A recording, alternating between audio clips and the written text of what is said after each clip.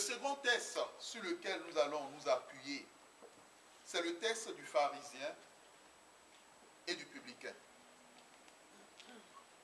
Ce texte a été plutôt étudié à la cellule.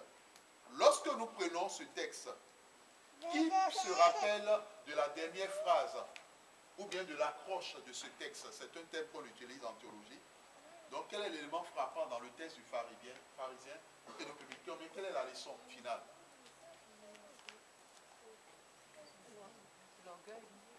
Non, ça c'est l'enseignement. Je cherche, il y a le passage. Il y a un texte. Que dit le texte à la fin?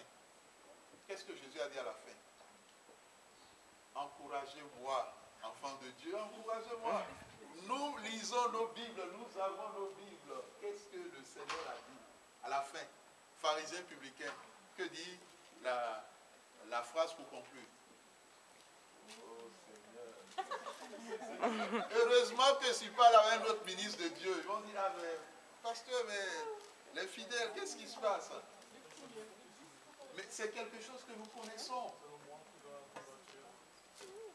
Non, il y a quelque chose de fondamental dans ce texte. La fin, le pharisien, le publicain, qu'est-ce que Jésus dit? Bon, on va prendre nos Bibles. Bon, prenons nos Bibles. Vous allez voir que c'est un élément que vous connaissez. Et prenez Luc 18,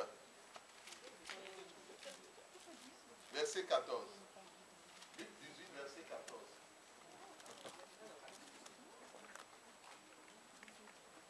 Vous verrez, tout le monde dira, ah oui, ah oui, ah oui, ah oui. Bon, Luc 18, 14, oui. Qui l'a trouvé? J'entends déjà, ah oui. Bon, on y va. Celui qui s'élève sera abaissé. Lisez le verset 14. Quelqu'un pour nous lire le verset 14. Je vous le dis, celui-ci descendit dans sa maison justifié plutôt que l'autre, car quiconque s'élève sera abaissé, et celui qui s'abaisse sera élevé. Amen. Bien-aimé, quiconque se lève sera abaissé, et celui qui s'abaisse sera élevé. Ce que nous avons fait aujourd'hui, on appelle ça l'abaissement. Amen. Amen. Le fait que vous soyez assis, comme vous êtes assis, on appelle ça l'abaissement. Amen. On appelle ça de l'abaissement. L'élévation, c'est quoi? Nous l'avons déjà dit. L'élévation, c'est simplement de dire à moi, m'asseoir ici, ou bien m'asseoir, non, non, non, non. Si, durant ce petit laps de temps, il y a eu des pensées qui t'ont traversé le cœur, sur lequel, mais comment est-ce qu'on peut faire le culte ici? Mais comment est-ce que le pasteur peut nous demander de nous asseoir ici? Sache que tu es un orgueilleux ou bien une orgueilleuse pure.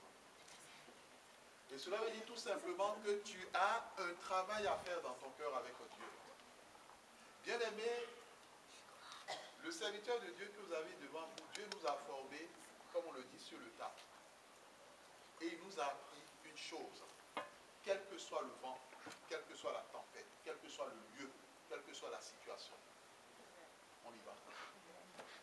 Il nous est arrivé dans certains endroits pour y aller, les endroits étaient inondés. Il y a d'autres endroits qui étaient marécageux dans le cadre du ministère. On a plié les pantalons jusqu'au niveau. On a trempé dedans pour aller annoncer l'évangile, pour aller prier pour les gens. Pour dire tout simplement quoi? Lorsqu'on est choisi par Dieu, bien lorsqu'on est un enfant de Dieu, on ne s'appartient plus. On appartient à Dieu. Et on est avec Dieu. Ce que je vous dis, il y a certaines personnes qui l'ont déjà vécu dans leur trajectoire, bien dans leur trajet avec Dieu. Et il y a certaines personnes qui ont compris qu'avec Dieu, il faut être à 100%. Bien-aimés dans le Seigneur, lorsque nous prenons le texte de ce pharisien, de ce publicain, le problème c'est au niveau du cœur. Le problème posé par les disciples de Jean est une réalité dans Matthieu 9, 14 à 15. Mais lorsque nous jeûnons et nous ne comprenons pas que le jeûne se déroule au niveau du cœur et plutôt au niveau de l'apparence, chose nous a manqué. Beaucoup de personnes jeûnent pour être vues. Beaucoup de personnes jeûnent pour être connues. Beaucoup de personnes jeûnent, le jeûne est pour eux un spectacle. Mais un spectacle creux. Bien-aimé, le jeûne suppose de ta part l'humilité. Le jeûne suppose de ta part, comme nous l'avons dit tout à l'heure, l'amour du prochain. Désormais, si tu jeûnes, tu dois te poser ces deux questions. Est-ce que je suis dans l'amour du prochain? Deuxième chose, est-ce que je suis dans l'humilité? Voici, chaque fois que tu jeûnes, tu te poseras ces deux questions que l'Éternel t'adresse. Est-ce que je suis dans l'amour du prochain? Est-ce que je suis dans l'humilité? Il y a certaines personnes, en fonction de leur évolution ou bien de leur carrière professionnelle, ils passent de l'humilité à l'orgueil, mais sans s'en rendre compte. À tout moment, en tant qu'enfant de Dieu, essaie toujours de te poser la question, est-ce que tu es toujours dans l'humilité ou bien est-ce que tu es toujours dans l'amour du prochain? Lorsque le Seigneur te donnera la véritable réponse et tu te rends compte que l'orgueil a commencé à s'installer dans ton cœur, demande pardon à Dieu et demande à Dieu de déraciner l'orgueil de ton cœur, de ta vie. Parce qu'avec l'orgueil, tu ne peux pas être élevé.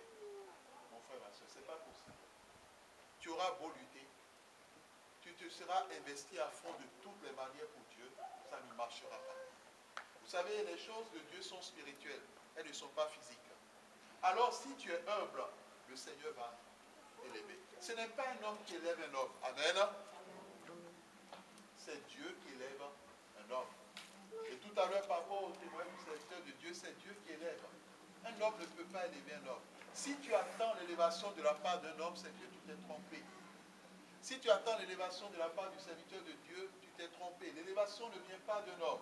L'élévation vient de Dieu. Et c'est Dieu qui choisit et c'est Dieu qui confie les responsabilités. Que le Seigneur bénisse sa parole dans nos cœurs. Amen. Amen.